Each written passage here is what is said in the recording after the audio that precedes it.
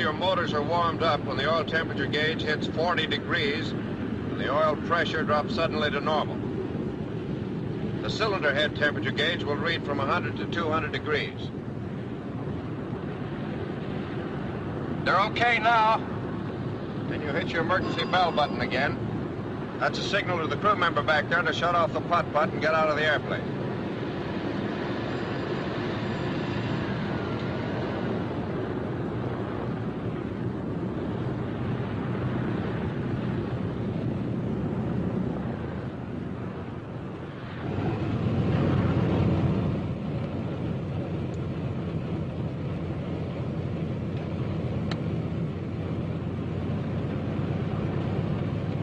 Don't turn on the radio till we're ready to taxi out.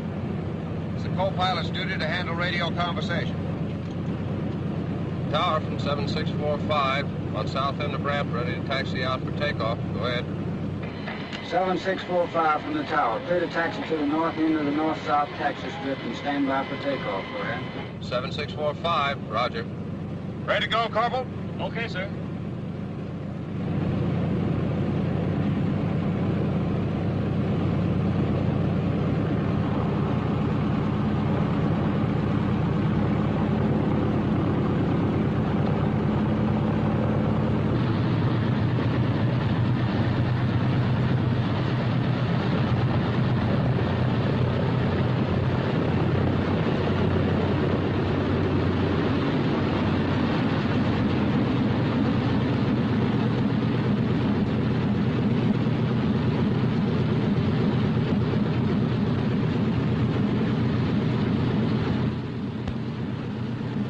One thing you must always remember is that you're in a ship with a tricycle landing gear.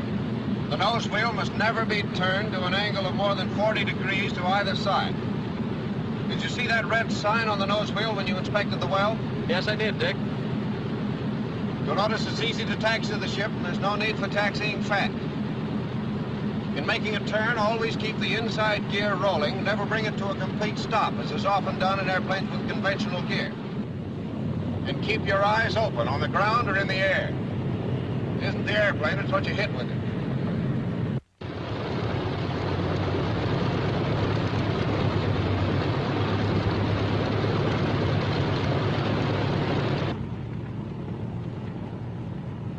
When you park, always make certain that your nose wheel is straight ahead. Otherwise, running up your separate engines, the airplane has a tendency to turn in the direction in which the nose wheel is cocked. The thrust from one of the engines might damage the nose wheel assembly. Corporal Smith is checking now to see if the nose wheel's straight. I get you, Captain. Next is the engine run-up and prop check, one engine at a time. Push it up till it's doing 2,000 RPM. Different engines have slightly different manifold pressure readings.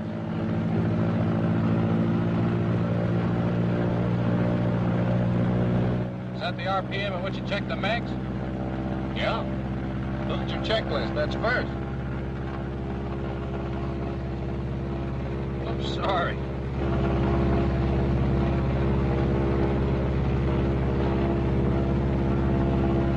Put your propeller selector switch in decrease RPM and watch how the RPM falls off on the tachometer.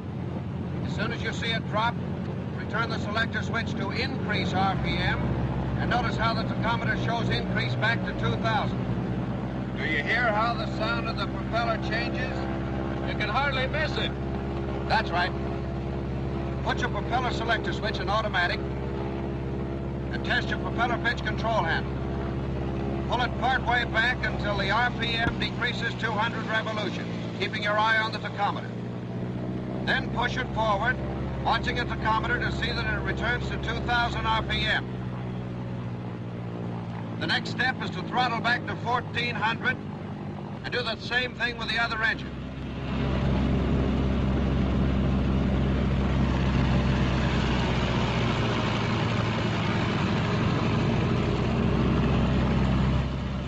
Now you run your engines up together to about 1,800. At the same time, checking your manifold pressure against the RPM. Be sure that both engines are putting out approximately the same power.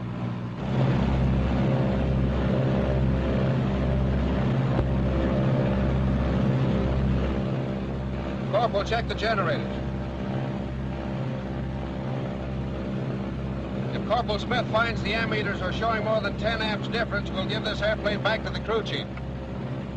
Generators are okay. Oil temperature is 60 to 80.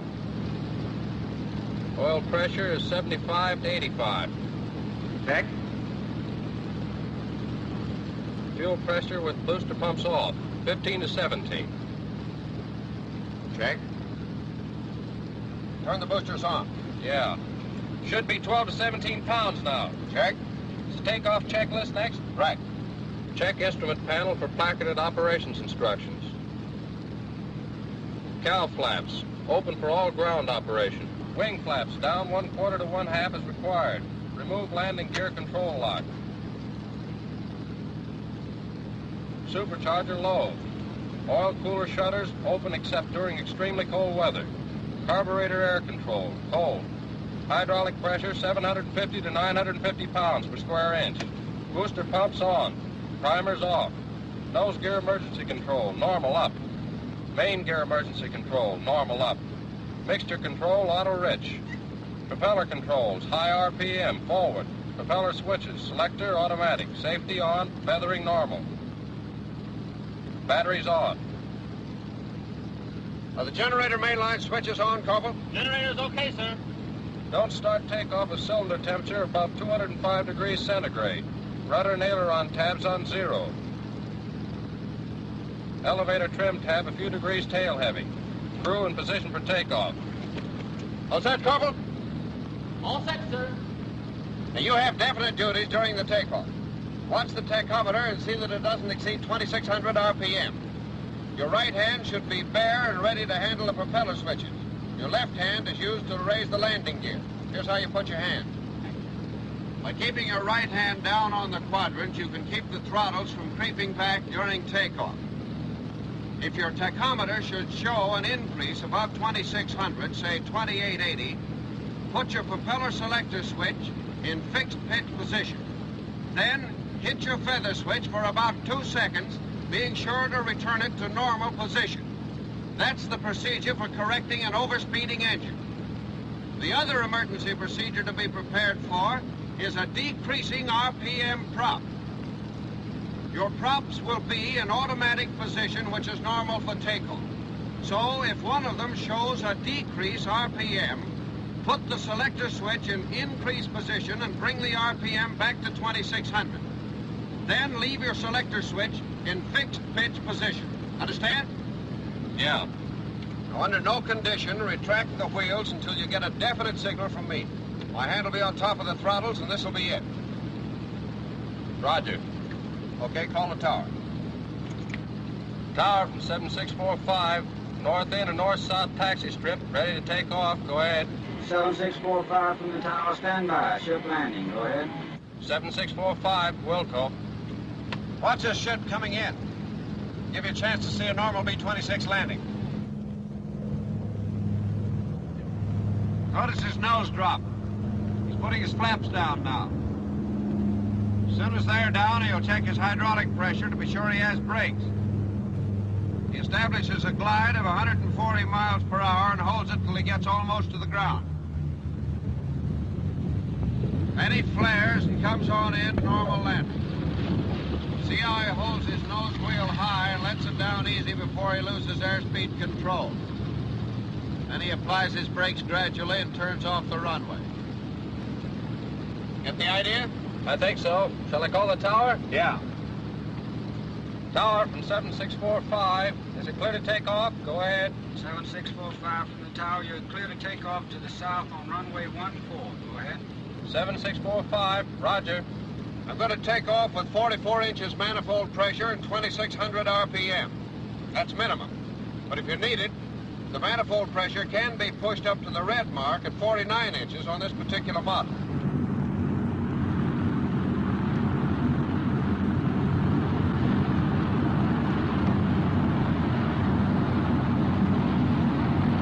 After the roller started, you use very little brakes to keep the ship straight. Lateral control should be maintained by the rudder only after you're a short way down the runway. As soon as you can, Get the nose wheel off and hold the ship at a slightly nose-high attitude. When you have enough speed, the ship will take off by itself. You don't have to pull it off the ground. And it's got very little torque. You could pull it off at about 110 miles per hour if you were on a short field. And it'll fly itself off at about 130 miles an hour.